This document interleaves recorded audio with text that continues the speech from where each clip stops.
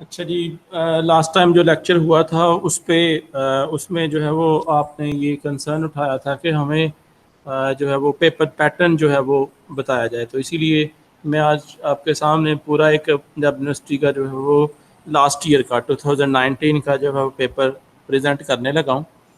तो मुझे उम्मीद है कि आप समझेंगे भी और गौर भी करेंगे कि बेसिकली आपका पेपर जो है वो उस हवाले से देखा जाए तो ऐसे के अलावा ज़्यादा जिसको हम कह सकते हैं कि क्वेश्चंस बहुत ज़्यादा नहीं हैं, लेकिन जितने हैं उनके आंसर्स काफ़ी लेंथी हैं। यानी काफ़ी जिसको हम कह सकते हैं सब्जेक्टिव पोर्शन बहुत ज़्यादा है। और इस हवाले से जिसको अ, लिखने के हवाले से अगर पॉइंट आउट किया जाए तो काफ़ी लेंथी पेपर है, काफ़ी ज़्यादा आपको लिखना पड़ेगा। ठीक है जी, तो मैं ज़रा आप लोगों को स्क्रीन अगर विजुअलाइज हो रही है तो ये देखिएगा। ये 2019 का ही पेपर है, पिछले साल का पेपर है, तो आपने ज़रा ध्यान से इसको देखना है। पहले तो आपको बता दूं कि 5 जो है वो आपको क्वेश्चन आएंगे जो आपकी टेक्स्ट में से आएंगे, स्टोरीज ऑफ माई सेल्फ में से आएंगे। ठीक है, यानी जो हम स्टोरीज पढ़ रहे हैं इसमें से, और 5 क्वेश्चन में से आपने 3 के आंसर जो है वो लिखने होते हैं, और हर क्वेश्चन के जो मार्क्स हैं वो 20 हैं। तो टोटल मिला के ये 60 मार्क्स जो है बनते हैं, क्योंकि हमने अटैम्प्ट जो है वो 3 करने हैं आउट ऑफ 5, और जिनके मिला के 60 मार्क्स बनते हैं। ठीक है, उसके बाद जो सेकंड क्वेश्चन है वो है पैराग्राफ के हवाले से, जिसको हम कॉम्प्रीहेंशन बोलते हैं। तो इसमें पैराग्राफ दिया हुआ है, और इस पैराग्राफ के एंड पे जो है वो क्वेश्चंस दिए गए हैं, उन क्वेश्चंस के जो है वो आंसर करने हैं। इस पे पहले भी एक दफ़ा बात हो चुकी हुई है पैराग्राफ के हवाले से या कॉम्प्रीहेंशन के हवाले से। अगर आप कहेंगे तो मैं दोबारा इस पर डिस्कस कर देता हूँ। ठीक है, लेकिन फिलहाल अभी आपको पैटर्न जो है वो पेपर का बता रहा हूँ। इसमें कोई ऑप्शन नहीं है, एक ही पैराग्राफ आपको देना है और उसी के क्वेश्चन के आंसर करने हैं। और पैराग्राफ के क्वेश्चन की जो आंसर की डिस्ट्रीब्यूशन है वो 3-3-3 है, यानी हर क्वेश्चन के 3 मार्क्स हैं, और टोटल ये 15 मार्क्स का है। तो 60 + 15 कितने हो गए? 75। ठीक है जी, 75। और उसके बाद चूँकि ये 100 मार्क्स का है, पीछे बच जाते हैं 25 मार्क्स हैं ऐसे के। कोई से 2 टॉपिक्स जो है वो आपको असाइन करते हैं, कोई से 2 टॉपिक जो है वो आपको असाइन करते हैं, और उनमें से एक टॉपिक के ऊपर आपने ऐसे लिखना होता है, नॉट मोर देन 300 वर्ड्स, यानी विद इन 300 वर्ड्स। और लेकिन इसका मतलब ये भी नहीं कि आप विद इन 300 वर्ड जो है वो कहेंगे नॉट मोर देन 300 वर्ड, आप 100 वर्ड का लिखते हैं, आप 200 वर्ड का लिख दें। कोशिश करें इसी के ही राउंड अबाउट हो, 290, 295, 300, 305 राउंड अबाउट इसके जो है वो अपनी वर्डिंग रेंज जो है वो रखें। जो मेरे ख्याल में सबसे मुश्किल पोर्शन है वो यही है, सबसे मुश्किल क्वेश्चन भी आप लोग के यही है जो ऐसे राइटिंग है। तो दूसरे जो क्वेश्चन है, ज़रा एक दफ़ा मैं आपको जो है वो पेपर दिखा देता हूँ। ये क्वेश्चन नंबर 2 है, read the following passage, answer the question in the given in the end. अब ये देखिए कि यहाँ पे क्वेश्चन नीचे दिए गए हैं, 5 ही क्वेश्चन दिए गए हैं, और हर क्वेश्चन के 3 मार्क्स अवार्ड किए जाएंगे, और टोटल मिला के ये 15 मार्क्स जो है वो बन जाते हैं। और उसके बाद क्वेश्चन नंबर 3 है, राइट एन ऐसे on one of the following topics not more than 300 words. तो इनमें से किसी एक टॉपिक के आपने जो है वो, ज़्यादातर ऐसे ही होता है कि ये करंट अफेयर्स पे आते हैं, एक तो टॉपिक ऑलमोस्ट करंट अफेयर्स पे होता है। और इसके अलावा भी जितने भी हैं, जैसे आपने नोट किया होगा या ऑब्जर्व किया होगा कि जो बीए की इंग्लिश के अंदर जो है वो ऐसे आते हैं, वो भी इसको हम आम तौर पर कह सकते हैं आउट ऑफ द सिलेबस। उनकी मर्ज़ी है जो आपको टॉपिक देना चाहिए, आप ये नहीं कह सकते कि ये गिवन टॉपिक्स हैं और यही इनमें से जो है वो आएगा। तो ये एक अलग बात है कि मुख्तलिफ जो हेल्पिंग गाइड्स हैं या हेल्पिंग मटीरियल प्रोवाइड करने वाले पब्लिकेशंस हैं, उन्होंने इस हवाले से या जो आम तौर पर टॉपिक्स डिस्कस किए जा रहे होते हैं उनके हवाले से बहुत सारे एसेस बना के दिए हुए हैं स्टूडेंट्स को हेल्पिंग गाइड्स के अंदर, जिनसे स्टूडेंट्स वो अपने आप को प्रिपेयर कर सकते हैं। लेकिन जो सबसे अहम बात ये आपको बता रहा हूँ कि फिर भी जो सबसे गौर तलब बात है वो ये है कि ऐसे should be written in your own words, अपने अल्फाज में लिखें तो ये ज़्यादा बेहतर रहेगा। अपने थॉट्स और आइडियाज़ एक्सप्रेस करें, ये ज़्यादा बेहतर रहेगा, और ये प्रैक्टिस से पॉसिबल हो जाएगा। जितनी ज़्यादा आप ऐसे प्रैक्टिस करेंगे, कुछ इसके रूल्स एंड रेगुलेशन है वो तो जब इसका लेक्चर होगा उसमें आपको जो है वो समझा दिया जाएगा कि इसके रूल्स और रेगुलेशंस क्या हैं और कैसे हमें एक बेहतर तरीके से कैसे जो है वो लिख सकते हैं, कैसे इसको कंपाइल करना है, कैसे इसके पैराग्राफ्स बनाने हैं, आउटलाइंस इसकी क्या हो सकती हैं, वो सारी डिटेल हम जिस दिन ऐसे का लेक्चर होगा उसमें डिस्कस करेंगे। आज ज़रा इसके एक तो मैंने आपको बता दिया कि बेसिकली इसके 3 ही क्वेश्चन होते हैं। पहला जो क्वेश्चन है वो टेक्स्ट में से क्वेश्चंस हैं जो 5 हैं, 5 में से आपने 3 करने हैं, 20 मार्क्स फॉर ईच, और ये 3 60 मार्क्स के बाद। Question number 2 paragraph for comprehension, इसके एंड पे क्वेश्चन आंसर पूछे गए हैं, 5 हैं और हर क्वेश्चन के जो है वो 3 मार्क्स हैं। तो इस तरह से कॉम्प्रीहेंशन वाले क्वेश्चन के टोटल मार्क्स हैं वो 15 बन गए। 3 multiply by 5 is equal to 15। फिर जो लास्ट क्वेश्चन है वह क्वेश्चन नंबर 3 और इसके 25 मार्क्स हैं। ये है आपको 2 गिवन टॉपिक्स होंगे, उनमें से आपने एक के ऊपर ऐसे लिखना है, नॉट मोर देन 300 वर्ड्स। अब ज़रा हम क्वेश्चन नंबर 1 पे आ जाते हैं। Attempt any 3 of the following question, कोई से 3 आपने जो है इनमें से अटेम्प्ट करने हैं। और ये भी क्वेश्चन कोई शॉर्ट क्वेश्चन नहीं है, लेंथी क्वेश्चन है। यूँ कह लो कि अगर आप इसको लिखते हैं अगर आंसर शीट के ऊपर, जो यूनिवर्सिटी आंसर शीट होती है, तो तकरीबन 2 या 2.5-3 इतने पेजेस जो हैं वो बन जाते हैं इसके, अगर आप जहाँ से भी जिस बुक से भी इसको तैयार कर रहे हैं उसके मुताबिक लिखें इसको। तो मैं थोड़ा सा इनको पढ़ने इसलिए जा रहा हूँ ताकि आपको अंदाज़ा हो जाए कि अभी तक जो हमने किया है उसमें से कितना आपने जो है या आया हुआ है, कितना अभी तक जो हमने पढ़ा है, टेक्स्ट जितनी पढ़ी है, तो आपको अंदाज़ा हो जाए। पहला क्वेश्चन है, in the story Sredni Vashtar evil of human nature is clearly defined, do you agree. तो ये स्टोरी आपने पढ़ ली है, स्टोरी पढ़ ली है। आज हमने क्वेश्चन इसके डिस्कस करने हैं, तो आज इन क्वेश्चन में इसको भी डिस्कस करेंगे इंशाल्लाह। ठीक है, तो ये वो है एक क्वेश्चन जो अभी आपने तैयार कर लिया, समझ एक तरह से देखा जाए तो। दूसरा, the millennium is futuristic story where the writer has depicted the danger the human race would face, explain your answer. ये हमने स्टोरी अभी नहीं पढ़ी। ठीक है, discuss the title of the story the prison as a metaphor, ये भी story अभी हमने नहीं पढ़ी, कुछ दिनों में आगे जो है इसको इंशाल्लाह हम पढ़ लेंगे। Describe the element of mystery in the story the moving finger, ये पहली स्टोरी में से है और ये हमने कर ली, एलिमेंट्स ऑफ मिस्ट्री।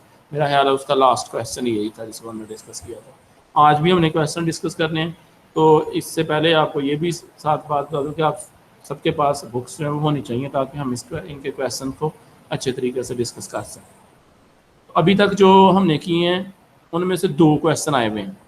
ठीक है, और 5वां है, A report on the threatened city is a social and political style. Do you agree? Explain your answer. तो ये भी अभी हमने नहीं पढ़ा। जैसे जैसे हम आगे बढ़ते जाएंगे आपको और ज़्यादा क्लैरिफाई आप खुद से अपने आप को करते जाएंगे कि ये हमने जो है वो कर लिया है, तसल्ली हो जाती है। एज आ होल देखा जाए तो डिस्क्रिप्टिव टाइप पेपर है, इसमें ऑब्जेक्टिव टाइप क्वेश्चन नहीं है, डिस्क्रिप्टिव क्वेश्चन है और डिस्क्राइब ही करना है आप लोगों को।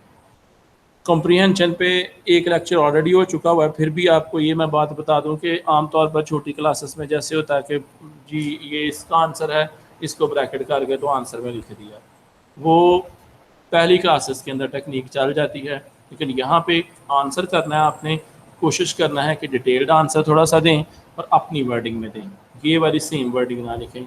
वो अगर आप ये वाली सेम वर्डिंग लिखेंगे तो वो ज़्यादा इंप्रेसिव नहीं होगा, इससे वो मार्क्स भी आपके जो है वो डिडक्ट करेंगे।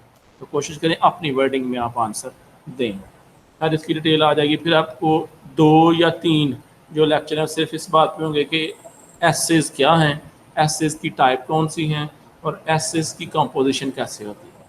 ठीक है, उसमें हम जो वो डिस्कस करेंगे। फिर आपको कुछ एसेस जो है वो लिखने के लिए दूंगा बतौर एक्सरसाइज, जो आप लिख के जो सेंड करें और मैं उस पर आपको फीडबैक दूंगा कि आपकी जो एफर्ट है वो कहाँ तक फ्रूटफुल है या कहाँ पे आपको इम्प्रूवमेंट की ज़रूरत है, किन चीज़ों को आपने नहीं करना और किन चीज़ों को और ज़्यादा बेहतर करना।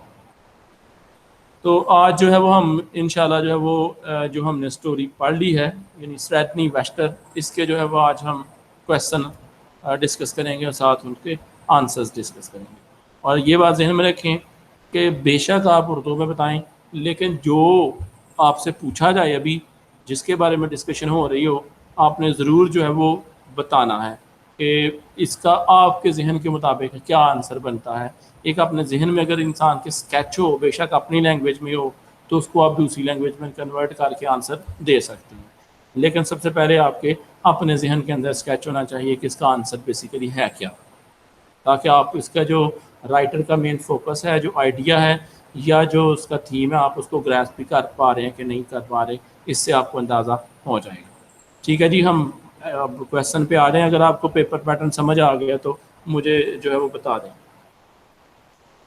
जी महमूद अहमद, क्लियर होगा पेपर पैटर्न? अगर इसके हवाले से कोई बात पूछनी है तो पूछ सकते हैं।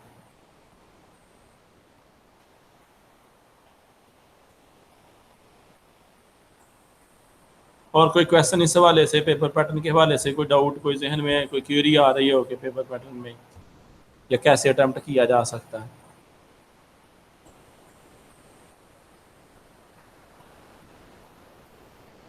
जी मोहम्मद आदिल, आपका क्या ख्याल है, पेपर पैटर्न क्लियर है?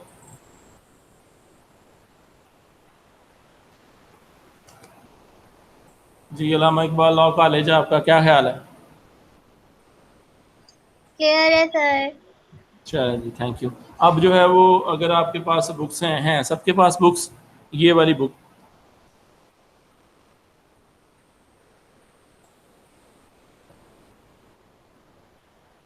जी हैं।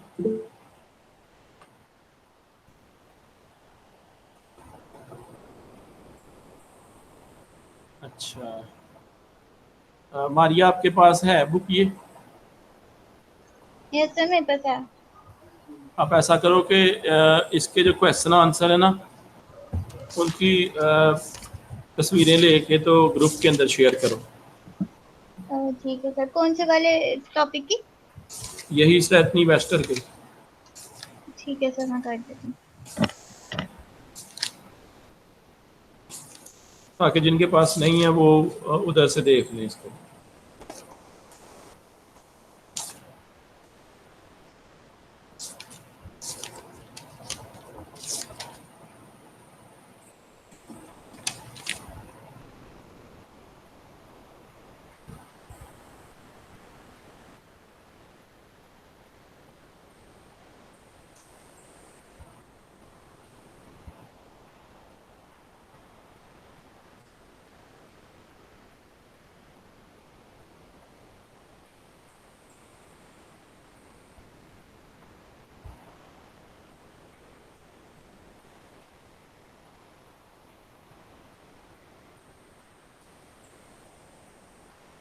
जी मारिया, कर दिए?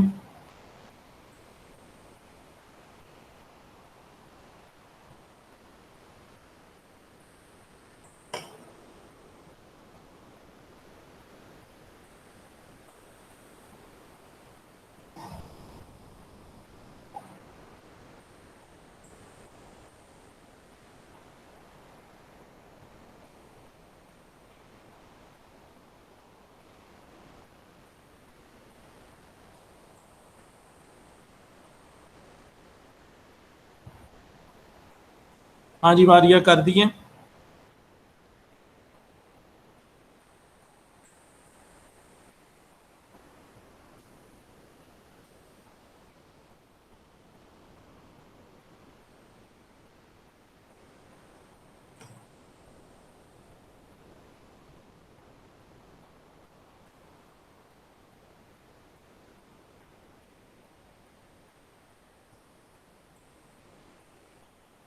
चलें जी, इसका पहला क्वेश्चन देखें, क्वेश्चन नंबर 1। मारिया, आपसे मुखातब हूँ, आपने सेंड कर दी हैं तस्वीरें? यस सर, कर दी हैं, बस हो रही हैं, वो डिलीवर होने लगी हैं। अच्छा,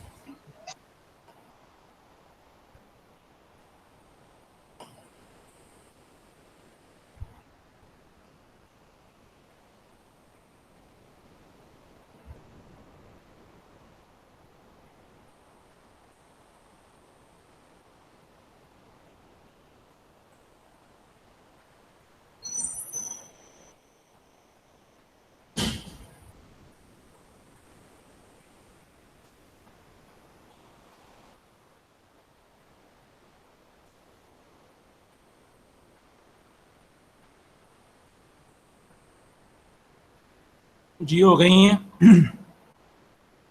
मिल गई हैं सभी को।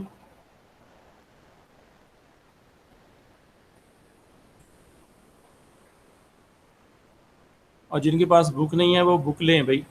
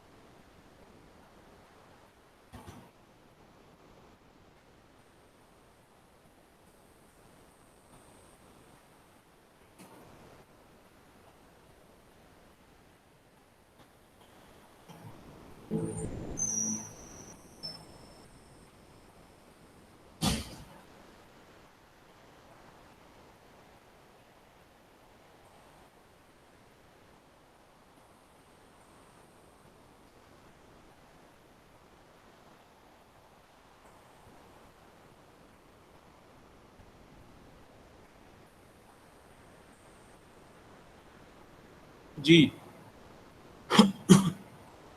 तो पहला क्वेश्चन इसका देखें।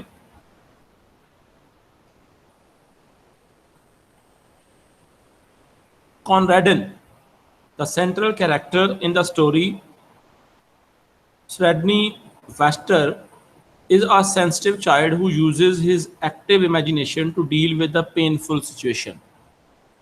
यानी क्वेश्चन के अंदर पूछा है कि एक बच्चा है स्ट्रेटनी वेस्टर, जो इसका बेसिकली स्टोरी के अंदर मेन कैरेक्टर भी है और सेंसिटिव भी है। और आमतौर पर बच्चे जो है वो सेंसिटिव होते हैं। जो क्या करता है, अपनी इमेजिनेशन का यूज़ करता है उस जो दर्दनाक सूरत हाल है उससे निकलने के लिए, उसको टैकल करने के लिए, उसको इनकाउंटर करने के लिए। इस तरह से भी क्वेश्चन पूछा गया है। फिर दूसरा ये भी आ सकता है इसी सेंस में, write a note on the character Conradin in the story Sredni Vashtar. कि करेक्टर कॉनरेडन जो है वो एक्सप्रेस करें इस स्टोरी के अंदर। अब सबसे पहले तो मेरे पास अभी स्टूडेंट्स की तादाद ज़्यादा नहीं है, 3 हैं। हर किसी को मौका दूंगा कि वो चंद जो इसके करैक्टर के मतलब जितनी आपको समझ आई लास्ट लेक्चर के अंदर, क्योंकि आप सब ने ये लेक्चर जो है वो अटेंड किया था, आप इसको 4-5 करैक्टर इसकी करैक्टरिस्टिक्स इसकी जो है वो डिस्कस करें। जी, सबसे पहले मारिया से स्टार्ट कर देते हैं। मारिया, आप बेशक you can express in your own language as well. पहले आपने बताना है कि आप उस करैक्टर को कैसे देखते हैं, आप कैसे उस करैक्टर को जो है वो एक्सप्रेस करेंगे। जी मारिया। किस तरह उस कैरेक्टर को एक्सप्रेस करेंगे, मतलब उसकी कैरेक्टर एनालिसिस करूं? जी जी।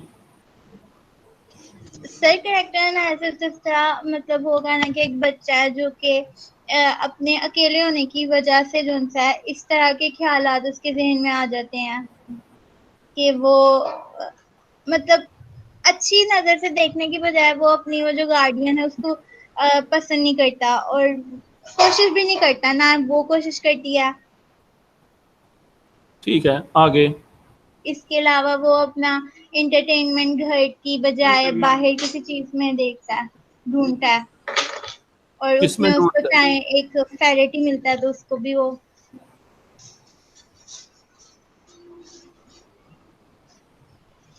ठीक है, और इसके अलावा जो अंदर उसकी जो सब्जेक्टिव, हाँ सब्जेक्टिव जो उसके अंदर फीलिंग्स आ जाती हैं कि वो सामने एक्सप्रेस नहीं कर पाता अपनी बात को, मतलब वो अपना गुस्सा दिखाता ही नहीं है बल्कि अंदर ही अंदर उसके लिए बद्दुआ करने लग जाते कि ये मर जाए। ठीक है जी, वेल डन। जी महमूद अहमद, आप एक्सप्रेस करें कि आप इस करैक्टर को कैसे देखते हैं। अगर आपको बोला जाए कि इस करैक्टर को एक्सप्रेस करें तो आप क्या इसके बारे में व्यू पॉइंट रखते हैं? कॉनरेडिन एक 10 इयर्स का एलिंग बॉय है जिसको डॉक्टर्स बोलते हैं कि वो तकरीबन 5 से 10 साल तक और जिंदा रहेगा, उसके बाद उसकी डेथ हो जाएगी। तो उसकी जो कजन होती है वो उसके साथ सिक बिहेवियर रखती है, जिसकी वजह से वो एहसास कमतरी का शिकार होता चला जाता है और अपनी ठीक फीलिंग्स है। अपनी कजन के सामने भी एक्सप्रेस नहीं कर पाता, अपनी गार्डियंस को वो अपना एक दुश्मन टाइप समझना शुरू कर देता है हम्म, और उससे बदला लेने ठीक है, के बारे में सोचता रहता है। तन्हाई ठीक पसंद हो हो गया जी। जाता है और उसके बाद वो ज्यादा शेड में अपना टाइम स्पेंड करता हम्म, है। शेड में टाइम स्पेंड ठीक, करते करते दो पेट पालता है, हैन और पैरट। और पैरट जब उसकी हैन पकड़ी जाती है, जब उसकी गार्डियन उसको सेल आउट कर देती है, तो वो पैरट को अपना आका समझना शुरू कर देता है और उससे दुआएं करता है कि काश उसकी जो गार्डियन है वो मर जाए या उसके साथ कुछ बुरा हो जाए। ठीक है जी, वेल डन, वेल डन जी। नेक्स्ट मोहम्मद आदल, इसके अलावा कोई आपने एक दो सर जिस दिन ये लेक्चर हुआ था उस दिन ना इधर नेटवर्क का लाइट नहीं थी, नेटवर्क का इशू था, इस वजह से मैं ये लेक्चर नहीं ले पाई ना। तो अच्छा, ये अभी आप समझा देंगे तो मैं समझ आ जाएगी। अभी अभी जितना ये पीछे स्टूडेंट ने बताया है उसकी समझ आ गई है आपको? जी सर। अच्छा अच्छा, चलें ठीक है। अब आपके पास अगर बुक है तो आप बुक से जो है वो चेक कर सकते हैं, और अगर आपके पास जो इमेज अभी जो है वो सेंड किए गए हैं पिक्चर, उनको भी आप देख सकते हैं इसकी रीडिंग के लिए। तो सबसे पहले तो ये है कि ये बहुत अच्छा आप लोगों ने जो है वो एक्सप्रेस किया है इसके करैक्टर को। बेसिकली जो है उसको एक्सप्रेस कर देना है, जो आपको उसके अंदर वैल्यूज़, जो आपको उसके अंदर ड्रॉबैक्स, जो आपको उसकी फ़िज़िकल अपीयरेंस, जो उसकी डिजीज़ डिस्कस की गई हैं, इन्हीं चीज़ों को आपने करैक्टर के अंदर जो है वो प्रेजेंट करना होता है। और कोशिश करें कि जब भी आप करैक्टर रिप्रेजेंटेशन करें तो अपनी तरफ से आइडियाज़ को एक्सप्रेस करने की कोशिश ना करें। बेशक वर्ड आपके अपने हैं, लेकिन जो एज सच उसमें लिखा हुआ है उनको एक्सप्रेस करें तो वो ज़्यादा बेहतर करैक्टर स्केचिंग होगी। तो ये बात बिल्कुल ठीक है। ये जो लास्ट स्टूडेंट ने बताया है उसी को ही जो है वो ज़्यादा एलेबोरेट किया गया है आपके आंसर में। अगर आप लोगों की चॉइस है तो मैं इसकी रीडिंग कर दूं इसके आंसर की, या आपको इसको खुद कर सकते हैं, या आप समझते हैं कि बगैर रीडिंग के भी ये जो है वेल एंड गुड है। आप ज़रा मुझे रिस्पांस दीजिएगा, तो अगर रीडिंग की ज़रूरत है तो मैं रीडिंग भी कर देता हूँ इसके आंसर की। सर आप ना ऐसे करें, थोड़ा बहुत समझा दें उर्दू में या फिर मेन मेन टॉपिक समझा देना इस क्वेश्चन के, तो सारी अच्छा, रीडिंग ना करें आप। चले मैं आपको एक दफ़ा स्टोरी जो है वो थोड़ी सी रिवाइज करवा देता हूँ। वैसे ये लास्ट लेक्चर में हुआ था परसों, लेकिन चले मैं स्टोरी रिवाइज करवा देता हूँ कि एक 10 साल लड़का है कॉनरेड, जिसका नाम बताया है। इसके माँ बाप की डेथ होती है, तो ये जो है वो इसकी ज़िम्मेदारी जो है वो इसकी एक कज़न ले लेती है, ठीक है। और वो जो कज़न है उसका नाम है डी रोप, वो इसको अपने घर के अंदर जो है वो पाल लेती है। अब उसकी वजह से ये दुनिया को तो ये दिखाती है कि ये मतलब जो है वो मेरी कस्टडी में है, या मैं इसकी जो है वो केयर टेकिंग कर रही हूँ, लेकिन इसके साथ साथ उस बच्चे के साथ जुल्म बहुत ज़्यादा करती है। तो वो बच्चा इसके तकलीफ़ों से तंग आके तन्हाई पसंद हो जाता है और इमेजिनेटिव हो जाता है, और इनका एक घर के बाहर शेड है जिसके अंदर वो 2 पेट्स पाल लेता है। एक पेट जो है मुर्गी है और दूसरा जो है वो फैरट है, न्योला जिसे कहा जाता है, ठीक है। कुछ दिनों बाद जब इसकी जो कज़न है वो थोड़ी सी उसकी दांत में तकलीफ़ होती है, तो वो ज़्यादा घर में स्टे करती है, तो वो देखती है कि ये घर में कम रुकता है। तो वो जब गौर करती है, इसका पीछा करती है, तो देखती है कि इसने शेड के अंदर जो है इसकी मुर्गी पाली हुई है। तो उसको बताए बगैर उसको पता नहीं लगने देती है और मुर्गी बेच देती है। उसको बाद में पता चलता है, लेकिन उस पर कोई रिएक्शन शो नहीं करता। तो जो मुर्गी है उससे उससे मोहब्बत थी, तो जो दूसरा था फैरट था, उसको वो अपना खुदा मानता था, उससे डरता था, उसके आगे चढ़ाता था। और जब वो मुर्गी बेच देती है तो वो उससे दुआएं करता है कि काश तुम इसकी जान ले लो, काश ये ज़िंदा ना रहे। बद दुआएं करता है, हर दिन उसके लिए बद दुआएं करता है।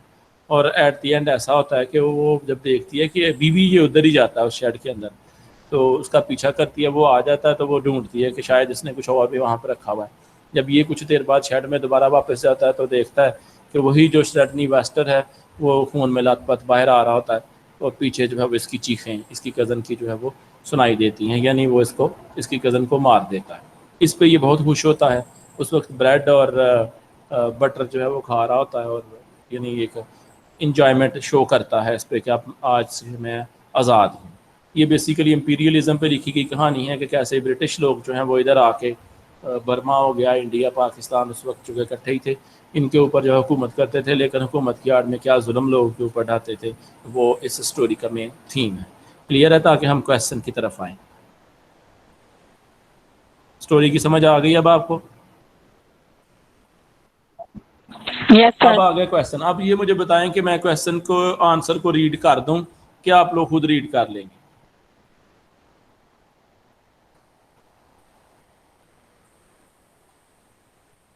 या आप में से कोई रीड कर ले, मैं उसको जहां से सही सर नहीं समझ आएगी मैं उसको एक्सप्लेन कर देता हूँ। सर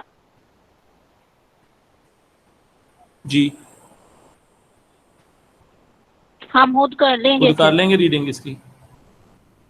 तो दो ही जी स्टोरी के सर। अंदर वैसे करेक्टर्स हैं। वैसे तो इसको करेक्टर देखा जाए तो हैन और जो स्ट्रेटनी वेस्टर है वो भी करेक्टर्स हैं इसके, लेकिन जो अहम करेक्टर हैं इसके वो यही दो हैं। एक तो कॉनरेडन जो बच्चा 10 साल मेंटली तो जो है वो बीमार है, और डॉक्टरों ने उसको टाइम भी सिर्फ 10 साल का ही दिया है, सॉरी 5 साल का, कि 5 साल तक इसकी ज़िंदगी जो है वो हो सकती है। उसके बावजूद उसकी जो कज़न है उस पर जुल्म सितम जो है वो कर रही है, और जो कज़न है उसकी, जो उसकी गार्डियन भी है, वो है मिसेस डी रोप। ठीक है, और अब आ जाएगी बारी कि डी रोप के करैक्टर को आप कैसे जो है वो एक्सप्रेस करते हैं। तो ये भी उसने पूछा, write a note on the character of Mrs De Ropp. Mrs De Ropp का करैक्टर जो है वो आपने एक्सप्रेस जो है वो करना है। जी मारिया, आप बताएं आप डी रोप को कैसे एक्सप्रेस करेंगे?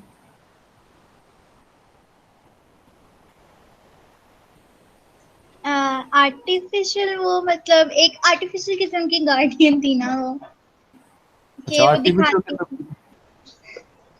दिखाती थी कि वो उसके लिए केयर करती है या कुछ, लेकिन करती नहीं थी एक्चुअली में। और जी, उसकी जो मतलब उसका इंटरेस्ट, उसने देखा कि इधर जाता है, इधर इसको अच्छा लगता है, तो वो चीज ही लेके उसने जो किया बेच दी, और फिर दोबारा से जाती है उस चीज को कि अब ये और किस चीज के पीछे है। अच्छा, तो उसने ऐसा किया क्यों? अपनी उसके लिए नफरत के लिए। नफरत के लिए, मतलब नफरत थी उसको।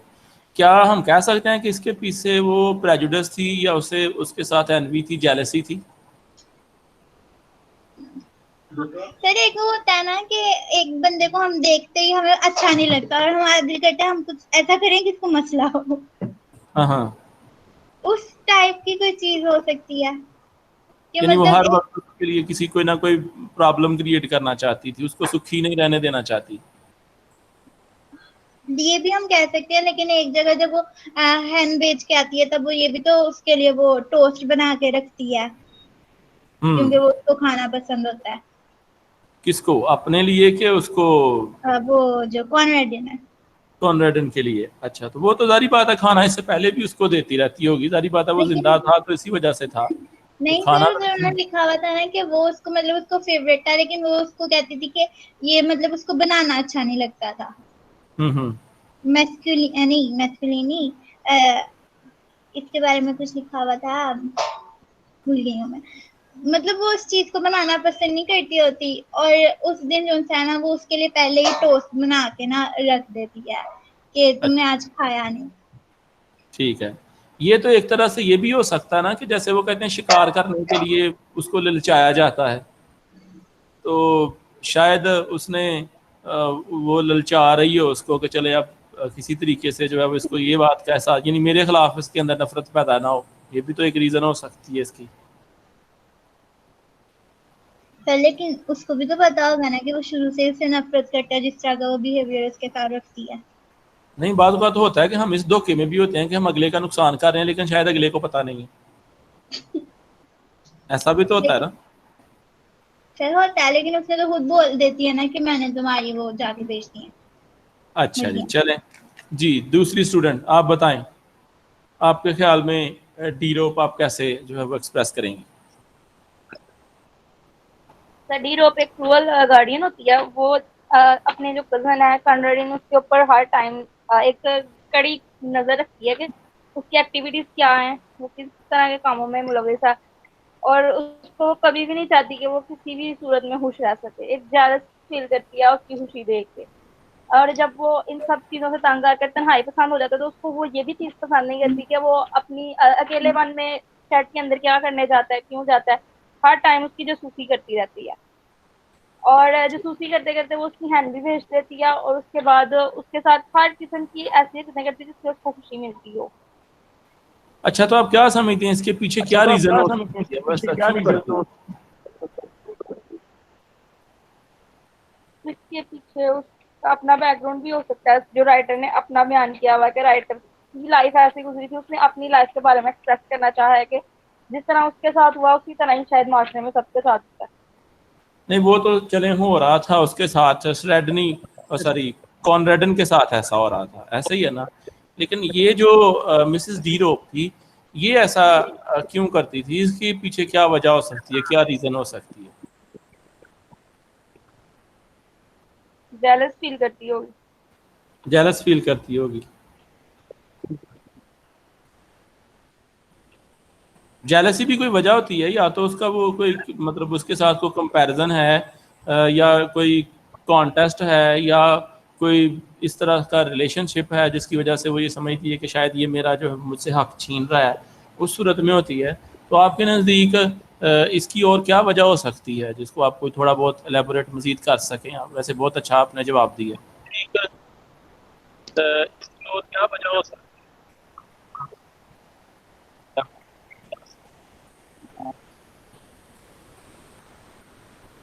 सर वो गार्डियन होने के नाते उस नहीं चाहती है कि वो किसी भी तौर पे उससे आगे बढ़े, यानी कि उसकी मर्जी के खिलाफ कुछ ऐसा करे। तो वो उसको अपने मतलब मातहत देखना चाहती है, इस वजह से वो उसको किसी भी सूरत में ये नहीं चाहेगी कि वो थोड़ा सा भी उससे आगे मतलब हो।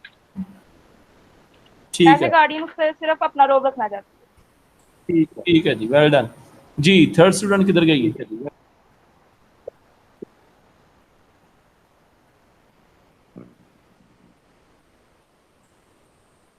अच्छा जी, अब मुझे बताइएगा, अगर कहते हैं तो मैं इसकी रीडिंग कर दूं इसके आंसर्स की, या आप समझ जाएंगे इसको?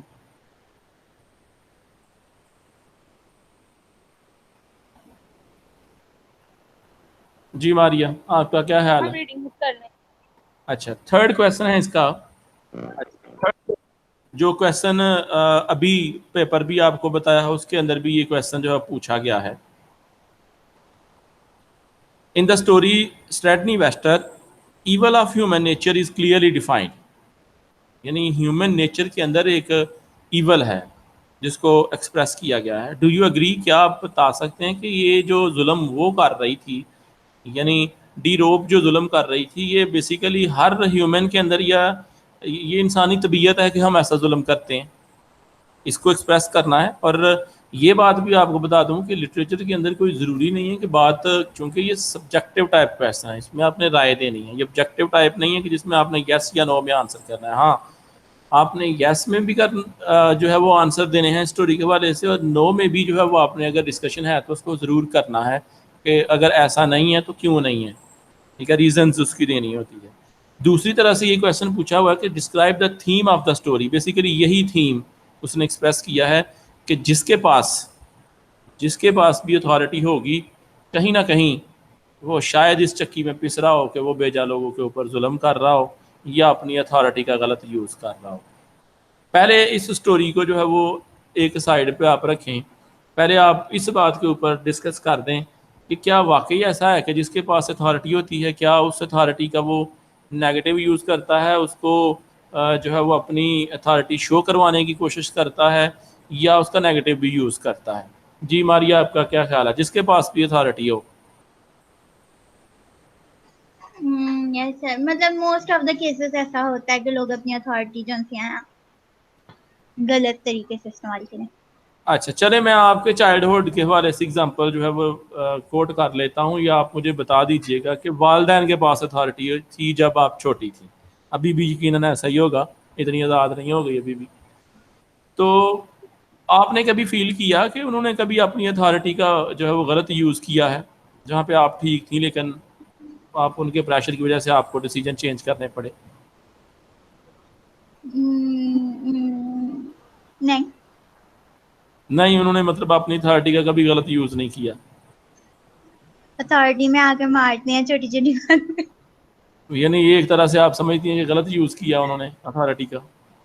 कह सकते हैं, मतलब बच्चे के लिए तो वो होगा ना। हाँ, बच्चे के लिए हो सकता है, वो समझे कि भाई ये अब मेरे वालदैन हैं तो इसका मतलब क्या है कि वो मुझे मारते रहें।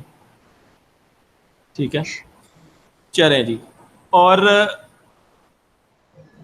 ऐसा आपके ख्याल में है कि जिसके पास भी अथॉरिटी होती है वो गलत यूज़ करता है? थोड़ा या बहुत गलत यूज़ करता है, ऐसे ही है ना? Yes sir. अच्छा अच्छा अच्छा, तो क्या आप इससे डिफाइन कर सकती हैं कि कल को आपके पास कोई अथॉरिटी आए तो आप भी गलत यूज़ करेंगे? मोस्ट ऑफ केसेस में सर ह्यूमन नेचर है, अगर हमारे फायदे में होगी तो हम अपनी अथॉरिटी का गलत यूज करेंगे। अच्छा, मतलब आपके फ़ायदे में अगर होगा तो आप अपनी अथॉरिटी का गलत यूज़ भी करेंगे। सर अब वो डिपेंड करता है ना किस तरह की सिचुएशन आ जाती है कि हम क्या करें, मतलब इंसान हर टाइम तो नहीं विलिंग होता, लेकिन कभी ऐसे अगर सर्कमस्टेंसेस बन जाए तो इंसान अपनी अथॉरिटी का गलत यूज करेगा। अच्छा, मतलब आपके ख्याल में ये ठीक है कि ये इवल नेचर है, यानी इंसान के अंदर ये चीज़ है कि वो लाजमी अपनी अथॉरिटी का गलत यूज़ करेगा ही करेगा। Yes sir. ठीक है जी, दूसरी स्टूडेंट से राय ले लेते हैं। आपका क्या ख्याल है भाई? मोहम्मद अहमद के नाम से जो आईडी है, आपका क्या क्या ख्याल है इस बारे में कि वाकई जिसके पास अथॉरिटी होती है या इंसानी नेचर के अंदर जो है वो इवल है पहले से ही?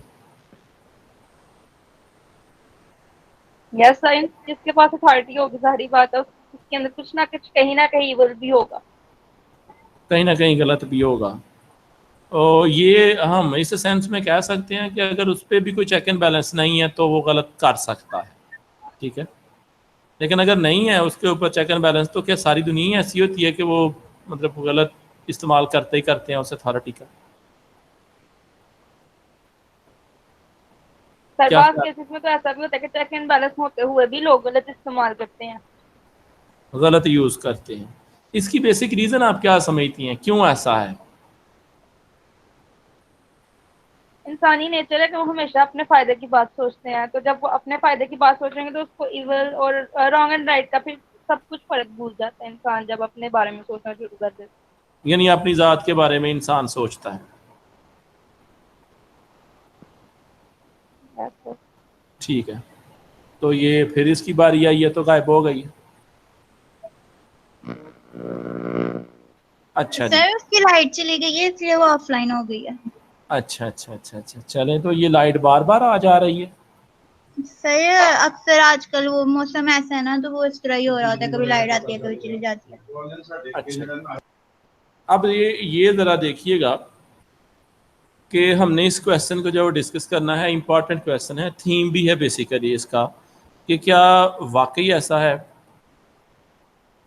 जो आपने कहा अपनी मालूमात के मुताबिक, अपनी इंफॉर्मेशन के मुताबिक, या जिसको हम कहते हैं अपने फहम के मुताबिक आपने काफ़ी बेहतर जो है वो आंसर दिया है।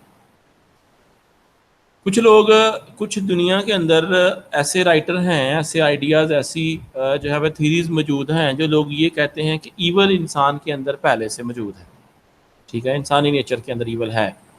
और अगर इसको लॉज जो है वो डिफ़ाइन करके ना इसको कंट्रोल किया जाए तो ये यकीनन इंसान का ईवल जो है वो और ज़्यादा बढ़ जाता है और वो ईवल की तरफ ही माइल हो जाता है, ठीक है। इसके अगेंस्ट अगर हम अपनी इस्लामी शरीयत देखें तो हमारा जो मज़हब है वो कहता है कि हर बंदा, हर इंसान जो है वो इस्लाम की तबीयत के ऊपर पैदा होता है।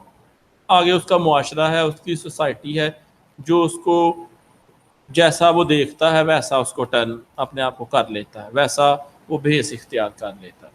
कुछ थीरीज इस बारे में भी हैं, आप उससे इत्तेफाक भी कर सकते हैं, ना इत्तेफाकी भी शो कर सकते हैं, अग्री और डिसअग्री दोनों सूरत हाल हैं। इसके हवाले से मैं आपको थोड़ा सा कॉन्सेप्ट दे दूं कि एक नावल है, शायद जेम्स जॉयस का है।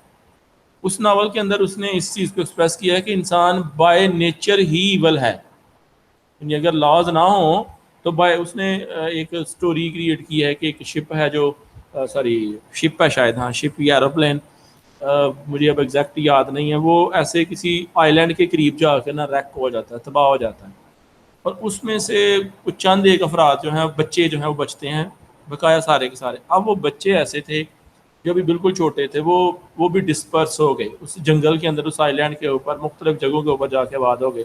अब उन्होंने जिस कल्चर्ड जो सोसाइटी थी उससे आए हुए थे उससे वो हट गए।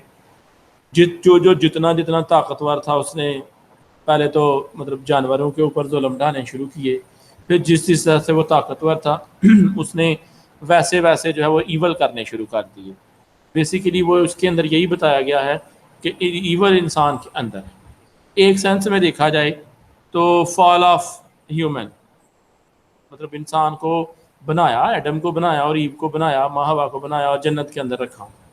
ठीक है, जन्नत के अंदर रखा है और अल्लाह ताला ने इंसान को चॉइस दे दी कि आपके पास चॉइस है, लेकिन उस पर साथ साथ वॉर भी किया कि ये फल नहीं खाना, उसके बावजूद खाया और दुनिया के अंदर आए और फिर ये निज़ाम जो है वो इस तरह से, और इसी तरह से जिसको हम कह सकते हैं टू एरर इज़ ह्यूमन। लेकिन ये बात कह देना कि ये हमारे इख्तियार में नहीं है, ये गलत बात है। कैरेक्टर इंसान का ज़रूर इन्वॉल्व होता है तो कुछ मसाइल पैदा होते हैं। सारा कुछ किस्मत पे डाल के आप कह दें तो ये नहीं हमारा कैरेक्टर। जैसे अगर हम जो इम्पीरियलिज़म है वो अगर इंडिया में देखें तो उस वक्त भी ये इधर के मुसलमान जो पहले यहाँ पे जो मुगलिया सल्तनत जो है वो चल रही थी वो जवाल का शिकार हो चुकी थी, उनमें आपस में ना इतफाक़ी थी, उनका एक करैक्टर था जिसकी वजह से ये हाल हुआ और फिर हम पे दूसरे लोग मुसल्लत हुए। तो कहीं ना कहीं इंसान का अपना किरदार भी होता है जो हमारे लिए वबाल बनता है और या दूसरों को जो है वो मौका देता है इस बात का। ईवल भी है इंसानी नेचर के अंदर और उन लोगों ने ईवल किया भी था, इसमें कोई शक नहीं कि उन्होंने बहुत ज़्यादा जो है वो यहाँ पे जुल्म सितम किया, लोगों को जो है वो बेघर किया, जिसको कहते हैं औरतों को बेवा किया, बच्चों को यतीम किया और अपने मकासद के लिए उन्होंने बहुत ज़्यादा जो है वो कत्ल गारत भी यहाँ पे करवाई। ठीक है, तो ईवल किसी हद तक है। तो अगर आप चाहते हैं तो इस क्वेश्चन को जो है वो रीड किया जा सकता है। अगर आप समझते हैं कि हम खुद ही इसको कर लेंगे तैयार तो आप पहले कोशिश करें इसका आंसर खुद लिख के तो सेंड करें ज़रा मुझे।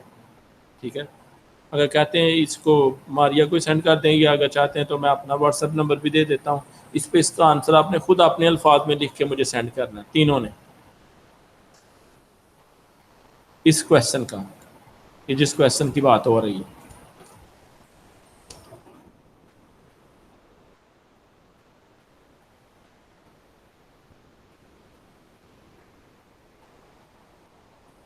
ठीक है जी, ये नंबर मैंने आपको सेंड कर दिया है, तो कोशिश करनी है कि रात 11 बजे से पहले पहले इस क्वेश्चन का आंसर बुक आपके पास मौजूद है, कॉन्सेप्ट ले लें, इंटरनेट से भी लेना चाहते हैं आप कॉन्सेप्ट ले लें, लेकिन इसका आंसर लिखें अपनी राइटिंग के अंदर, अपने आइडियाज़ के अंदर इसका आंसर लिखें। अगर आप वर्ड्स दूसरे यूज़ करेंगे तो मुझे देखते ही पता चल जाएगा कि ये कहीं से आपने कॉपी किया या आपकी अपनी जो है वो थिंकिंग नहीं है। तो कोशिश करें कि इसका क्वेश्चन का आंसर लाजमन लिख के तो मुझे सेंड करें। ठीक है जी,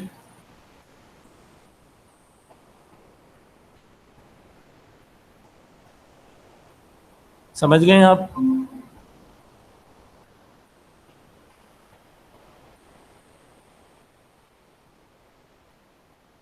ठीक है स्टूडेंट्स, मारिया?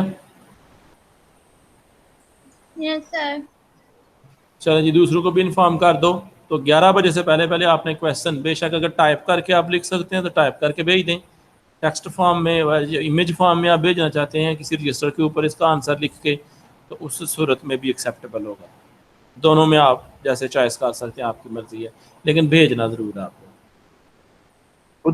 सर कल को इस स्टोरी का ही भेजना है जी, कल भेजना है ये जो आज आपने दिया लेक्चर? नहीं भेजना नहीं, मैंने एक इसका जो थर्ड क्वेश्चन है इसको डिस्कस किया और मैंने कहा इसका आंसर आपने लिख के तो मुझे भेजना है और कोशिश करनी है आपने अपनी वर्डिंग में लिखना है और 11 बजे से पहले पहले, आज रात 11 बजे से पहले पहले आपने भेजना है।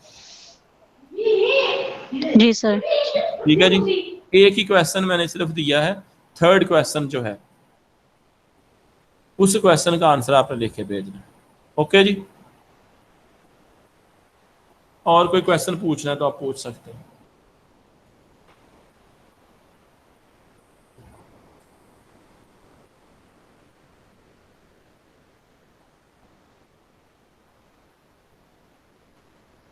चलें ठीक है, नेक्स्ट वीक अब आपसे मुलाकात होगी, तब तक के लिए मुझे इजाज़त दें। अल्लाह हाफ़िज़।